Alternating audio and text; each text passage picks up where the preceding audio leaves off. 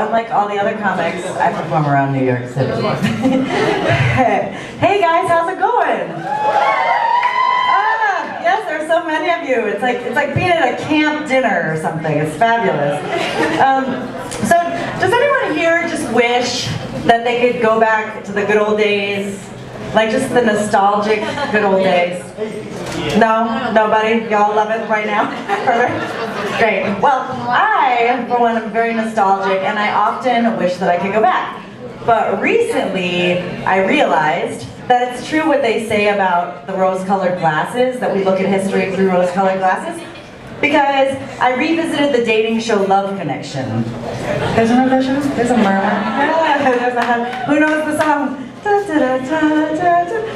Anyway, so I went back and I looked over it, and I realized how misogynistic the 80s dating scene was.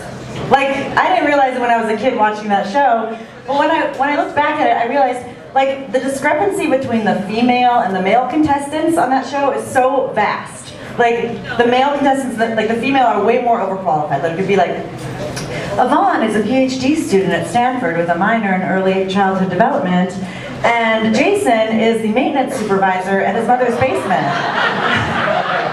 And it's like, you know, Jason says he treats his VCR, or women, the way he treats his mother's VCR.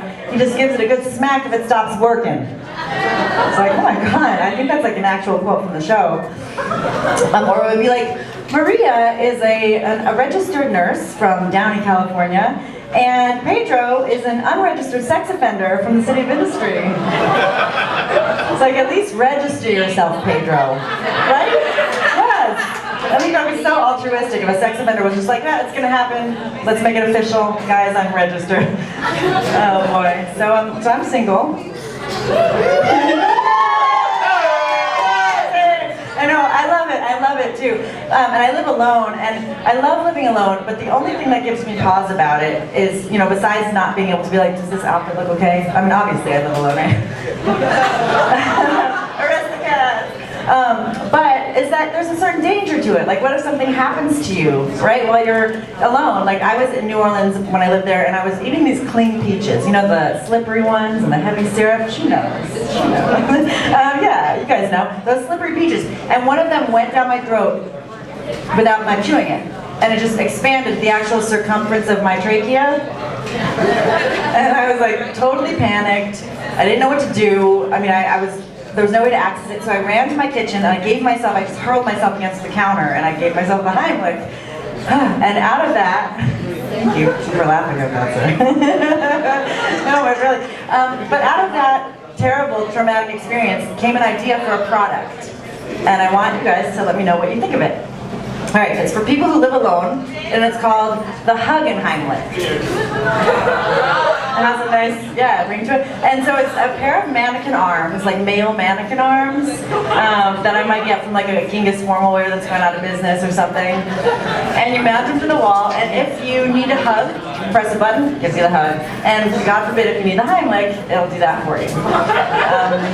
So I thought of an infomercial for it, like maybe like you know, being single is fabulous. No one to bogart the remote. No one to tell you what time to come home. You can eat a roasted chickpea salad topless, and if one of the chickpeas rolls into your belly button, you can eat that right out of there because no one's there to give it to you.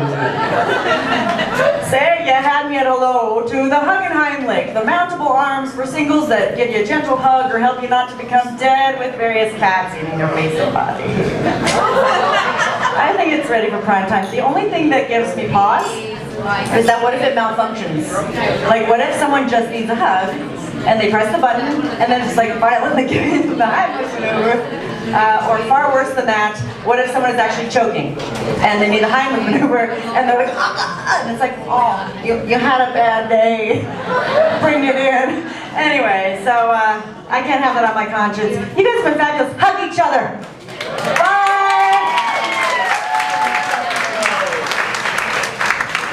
Let's give it up for Schemke, everybody. There we go. Yeah, how many people are excited?